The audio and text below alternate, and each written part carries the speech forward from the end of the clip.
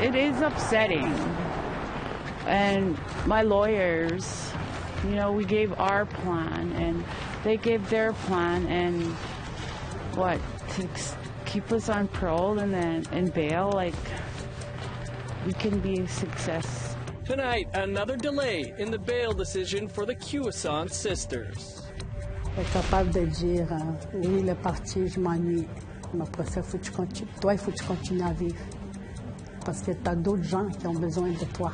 A Montreal conference tackles painful issues.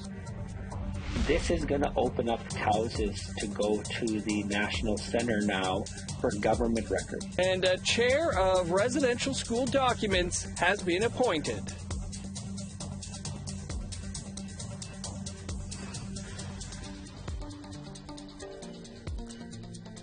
Good evening, I'm Dennis Ward. Welcome to APTN National News.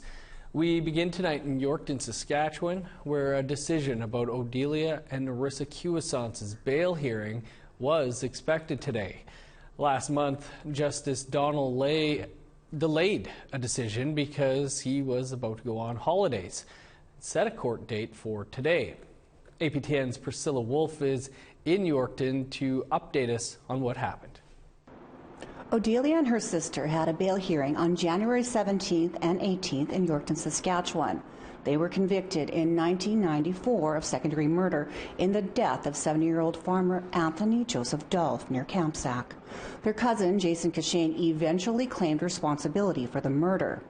Defense lawyers asked for the sisters to get a conditional release with limited conditions while their case undergoes a federal review for a possible miscarriage of justice. The bail hearing started in late January. On the second day, Justice Lay said he wouldn't be making a decision until returning from holidays. Today in court, Judge Lay said that he needs even more time to decide and scheduled another court date for Monday, March 27th at 9 a.m. However, he reserved the right to make a decision before that date. Priscilla Wolfe, APTN National News, Yorkton. Thanks, Priscilla. Odelia Quewezance and her lawyer, Deanna Harris, spoke to APTN News after the hearing. It is upsetting. And my lawyers, you know, we gave our plan and they gave their plan, and what, to keep us on parole and then in bail, like, we can be a success out on bail, and we shouldn't have. I'm upset, yes, but I'm not going to give up. Justice Lay is a really thoughtful judge, so I'm confident that his decision is going to be very well reasoned, and that it will be well thought out and have, you know, a solid basis in the law. You can find more on this story on our website, aptnnews.ca. Manitoba RCMP are investigating the death of a 47-year-old Indigenous woman after she was assaulted on OP Pond in Apuin Cree Nation, also known as South Indian Lake in northern Manitoba. Family and friends identified the woman as Noreen Tate of South Indian Lake. On February 19th, RCMP responded to a call that Tate had been seriously injured in an assault. In a written statement from Manitoba Kuwait Nawioki Mackinac, Tate is described as a mother and grandmother who was free-spirited. In part, the statement reads, quote, Noreen had the right to live and the right to feel safe in her community of South Indian Lake. Noreen's voice will not be silenced. Our family will carry her voice forward. Her death is being investigated as a homicide. The federal government is moving ahead on its promise to release more residential school documents. Earlier this week, Crown Indigenous Relations Minister Mark Miller appointed Quewezance First Nation Chief Cadmus DeLorme as the chairperson of the new Residential School Documents Advisory Committee. He will oversee the release of documents from government departments that will be sent to the National Center for Truth and Reconciliation in Winnipeg. In 2021, DeLorme's First Nation in Saskatchewan made headlines after 751 suspected unmarked graves were discovered on the site of the former residential school. DeLorme is looking forward to his new appointment. This is going to open up houses to go to the National Center now for government records. Right now, we couldn't go to the government and just ask for their records. There's just confidentiality and government policies. So this is just going to open up, and our goal is to put names to unmarked graves, to that make sure that no unmarked grave is left unmarked anymore. Melanie Mark, the first Indigenous woman to be elected to the BC legislature, has announced she's stepping down from her position. While holding an eagle feather and wearing her grandfather's jacket, Mark announced she will be resigning from her Vancouver Mount Pleasant seat at the end of March. She had served as Minister of Advanced Education and Tourism, Sport and Culture. In a press conference, Mark says it was difficult to create change due to colonial roadblocks within the BC government. She called her time in the legislature torture. This place felt like a torture chamber. I will not miss the character assassination. We'll have more on Mark's resignation on our panel with Carrie Benjo and Negon Sinclair on tomorrow's show. Time now for a quick break, and then we're off on a first-of-its-kind snowmobile expedition. Stick around.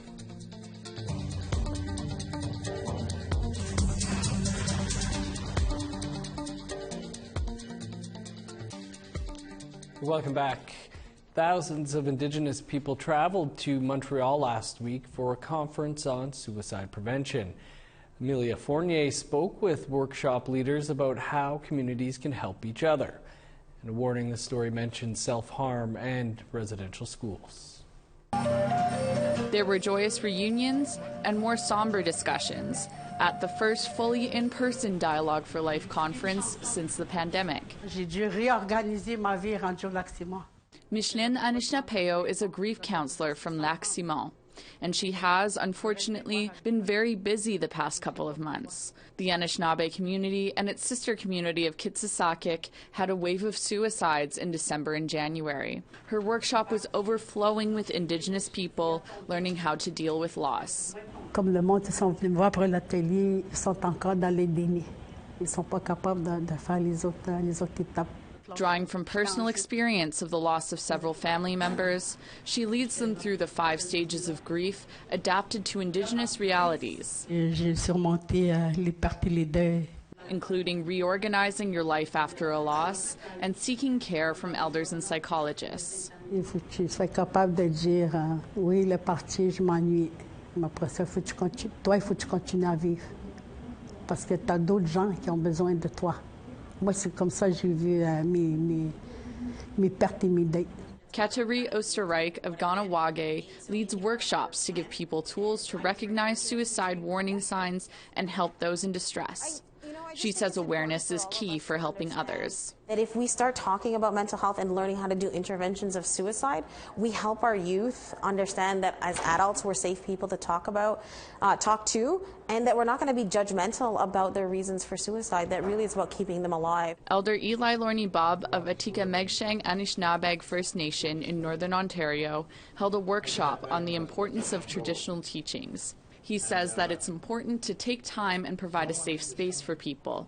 Speaking about what's happening to us and what's happened to us, there is a healing.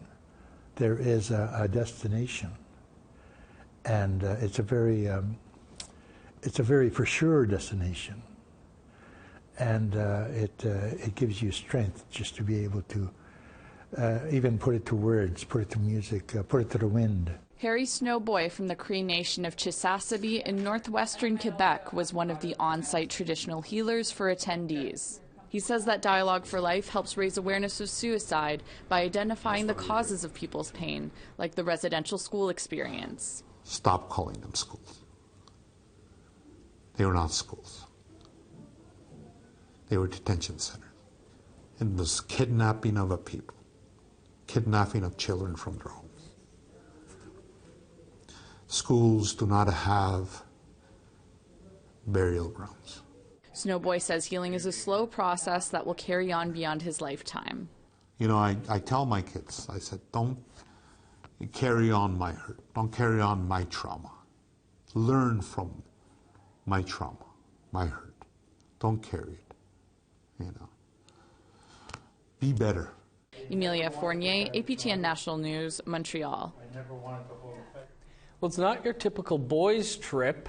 For some 50-some participants, the first ever First Nations expedition is a test of long-distance endurance on a skidoo.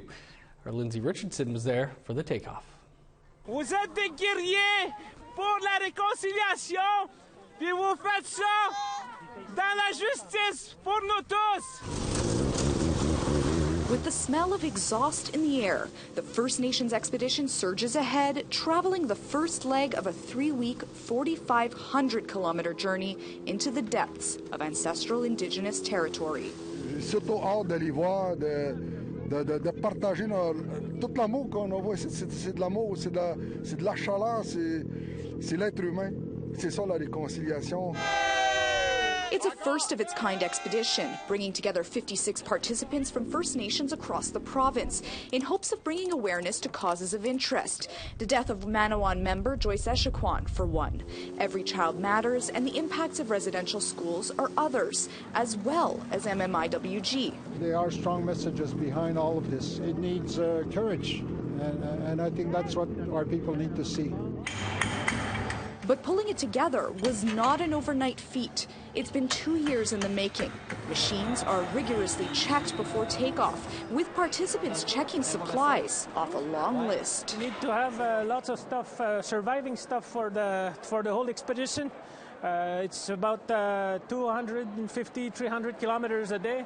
So sometimes we'll be stopped in remote communities, and sometimes we'll need to stop and make our own tents and our own camping sets to spend the whole night. Participants will be riding through areas not accessible by road and will rely on GPS and teamwork to navigate. But there's a lot of anticipation and a lot of unknown. I'm seeing myself at the end because we're not sure of nothing. Anything can happen with those kinds of things. We might broke down, we might be wounded ourselves, which we don't know. But I'm seeing myself at the end of the line, and like we're saying, we made it. This is what we're aiming at. There's also a lot of time to think. These folks will be riding between 9 to 12 hours a day. The quiet will be healing for some, like Debbie Flamand, the daughter of a residential school survivor. C'est sûr que, premièrement, c'est pour me réconcilier moi-même. Des fois, dans la vie, on peut des fois prendre différents chemins, puis je veux trouver la paix. Premièrement pour moi, et aussi de rencontrer des gens, et de faire la réconciliation aussi entre nations. For others, it's an excuse to escape their day job. Well, I'm a lawyer, so normally it's a 16-hour day at my desk. So this is pretty different. I mean, I think it's one of the reasons people go out on the land. It's to just empty your head and be one with the moment and. Yeah, and be as present as you could possibly be. Stepping out of the halls of the National Assembly was Quebec Indigenous Affairs Minister Yann Lafrenière, bringing an important message. OK, tout le monde, on cherche une clé pour un skidoo. Non, c'est pas vrai. But in all seriousness, on a lancé cette semaine une campagne de sensibilisation à la différence, à connaître les 11 nations, mais c'est un geste qui est concret. On est sur le terrain avec eux. First stop, the Atikamekw communities of Wimotashi and Apitsawan, then to the Anishinaabe communities of Lac-Simon and Pickagain, then the rugged terrain of Cree territory. Riding across the lands of Indigenous lands is something that we're reconnecting with the land and reconnecting with the people of the other Indigenous groups. We all have common issues, common interests, and we all hope for a better, a brighter future for ourselves, for our children, our future generations. Barring complications, the expedition is expected to arrive to great fanfare in the Innu communities of Quebec's Côte-Nord by early March. Lindsay Richardson, APTN National News, Manawan, Quebec. And we wish them all a safe journey. A Hall of Famer referee is Daryl's guest on this week's Sports with Stranger. That's coming up after the break.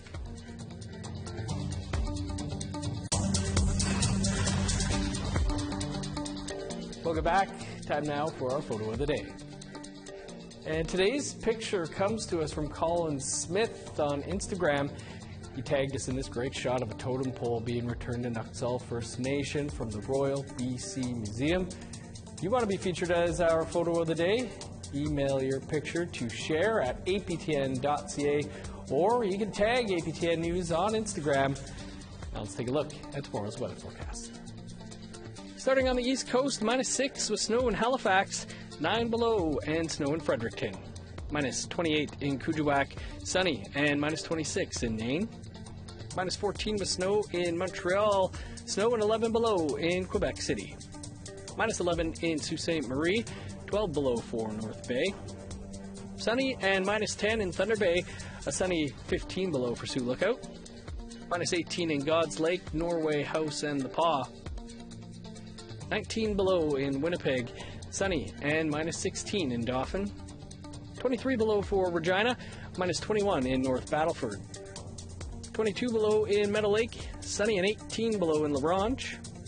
Over in northern Alberta, sunny and -16 in Fort McMurray, 11 below with snow in Grand Prairie. Sunny and 18 below in Edmonton and Calgary, sunny and -16 for Lethbridge.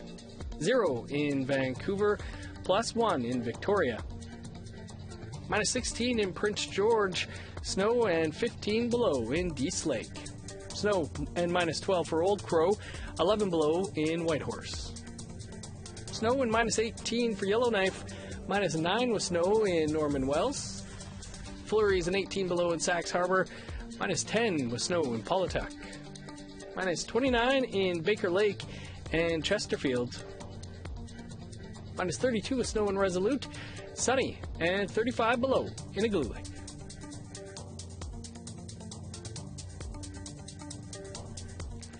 Football season, sadly, is currently over, but there are still plenty of storylines from this past season to celebrate on both sides of the medicine line. One accomplishment is from the Canadian Football League, and it involves an official with ties to Pine Creek First Nation in Manitoba being inducted into a Hall of Fame. Daryl Stranger has more in this week's Sports with Stranger.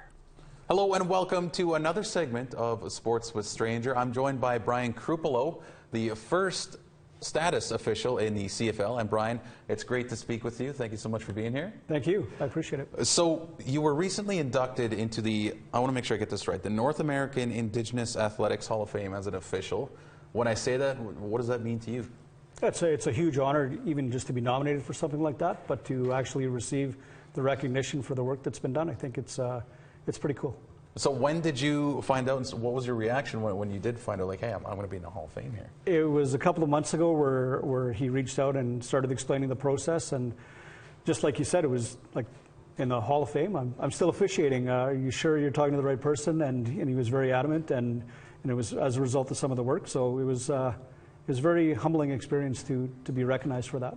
Well, very humbling, but very deserved from everything I can see and tell. Thank you. So, now one of the highlights from last year of you officiating was the Truth and Reconciliation game here in Winnipeg between the Blue Bombers and Saskatchewan Roughriders. And at that game, you were announcing some of the penalties in Ojibwe, right? Yes. Can you sort of explain how all that worked? And it was so cool to just hear some of those calls in Ojibwe.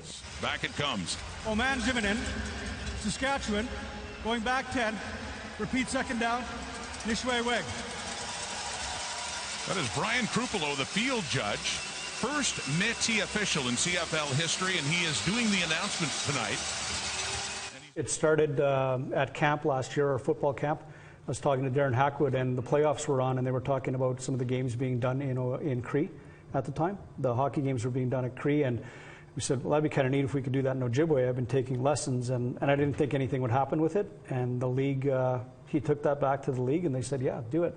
So I had to study for a while and seek out some knowledge speakers and confirm some things, and then I went ahead and did it. Well, it was so cool, like I said, just to see it, and I mean, it was flawless, so good job on you for doing that and the calls. But it was, like, what does that mean to be able to do that on a stage like the CFL, in a game like the September 30th game? You know, I was talking to a lot of my friends about being able to do it and the league being so supportive with it.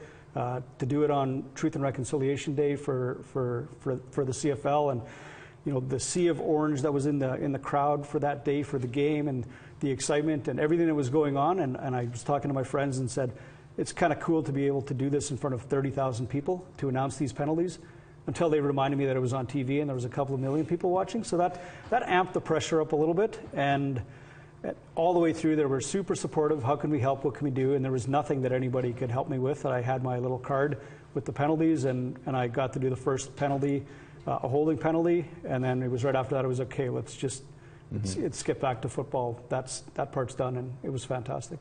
Yeah, and so are there plans to do that again, maybe this season, this coming up here? The league has already assigned me to that game here in Winnipeg. I can't remember who it's against. I think it's Toronto, but it'll be that game again, September 29th or 30th in that weekend, and I'll announce the penalties again. Perfect. So we can look forward to more Ojibwe at a CFL game coming up here. Okay, great. And you also, so you're a CFL official, referee, and you're also on the board of directors for the Bear Clan, right? Is that, correct. And then you're also an active Winnipeg police officer. Yes, I'm a staff sergeant with Winnipeg Police. Well, so how do you find time to, I guess, officiate and do all of your other things as well? Well, I work Monday to Friday.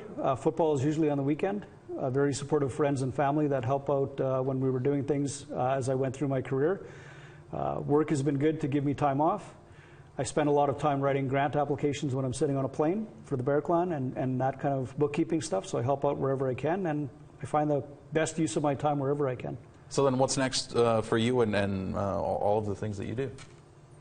I don't know, hopefully I get to retire soon. One day I'll have enough time where I can say, okay, I'm going to retire from everything and just put my feet up and relax and go watch a football game. Before we let you go, what do you like about officiating? What is it that keeps drawing you back year after year? You know, so I'm still involved in the game of football. I get to interact with the players, and I get to travel across Canada, work with a group of people that really enjoy the sport and love the game. So the friendships that I've developed as a result of that, of 17 years of football, that's what keeps me going and wanting to do it. Well, Brian, we certainly appreciate you coming in, and congratulations on all your success. And we certainly look forward to the next game this upcoming season and the Ojibwe call. So thank you so much. Miigwech, thank you very much. Brian is quite a guy. Thanks for that, Daryl. We're off to Ottawa now, where Annette Francis is standing by with a look at what's in store for this week's Nation to Nation. RCMP Commissioner Brenda Lucki will soon retire. She's leaving her post without rooting out systemic racism in the force. Hill Times columnist Rose LeMay lets us know why she calls this a complete failure. Also, a $2 million deal between the federal government and an international agency has come under fire. The special interlocutor for missing children and unmarked burials will tell us why. And NDP MP Leah Gazan suggests a new alert be created to help save lives of Indigenous women and girls. We'll have all this for you in just a few moments on Nation to Nation. Thanks, Annette. You can catch Nation to Nation right here in less than 1 minute's time. So that is all the time we have for your APTN National News for this Thursday. For much more, you can visit our website, aptnnews.ca. I'm Dennis Ward. Thanks for being with us. Have a great night. We'll see you back here tomorrow.